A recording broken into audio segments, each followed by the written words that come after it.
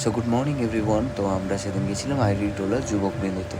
Actually আমরা সকাল just হয়েছিল, সেই টাইমে গেছিলাম, জাস্ট সদ্য আলোটা ফুটেছিল। তো ওরা এখানে বানিয়েছে হচ্ছে রসনাই, ওদের থিমের নাম এই যে দেখো এখানে লেখাই আছে। ওরা কী করেছে, কাঁচ লাগিয়েছে, অ্যাকচুয়ালি এগুলো কাঁচ নয়, প্লাস্টিক কাঁচ টাইপের বলতে পারো।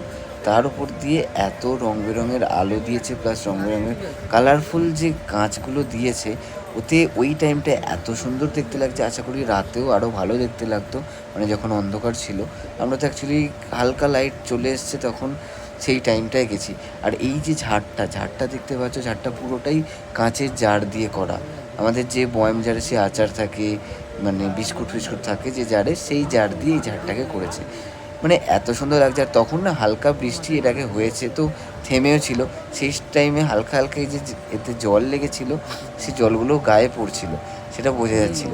আর এই যে ভেতরটা এত সুন্দর, এত কালারফুল লাগছিল না, সামনে থেকে না দেখলে তোমরা বিশ্বাস করতে পারবে না। তবুও আমি যতটা চেষ্টা করেছি ক্যামেরায় বন্দি করার, তো ততটাই তোমাদের দেখাচ্ছি। তোমরা দেখতে পাচ্ছ, আশা করি তোমরা বুঝতেও পারছো যারা যাওনি। ওই যে দূরে দেখো একটা মায়ের মূর্তি করা রয়েছে, ওটা একটা আর্ট হয়েছে, ওপরে একটা আর্ট টাইপের রেখেছে এই থিমের সাথে সামঞ্জস্য রাখার জন্য। আর নিচে হচ্ছে মায়ের মূর্তি। এই যে দেখো নিচে পুরোটাই সবাই বসে আছে এখানে, মানে একটা ফ্যামিলি এখানে দেখানো হয়েছে।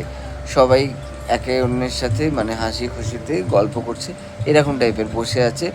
বাড়ির যে সদর দালান যেটা হয় সেইটা, সেখানে বসে রয়েছে। এটাই একটা ফ্যামিলি টাইপের এখানে দেখানো হয়েছে।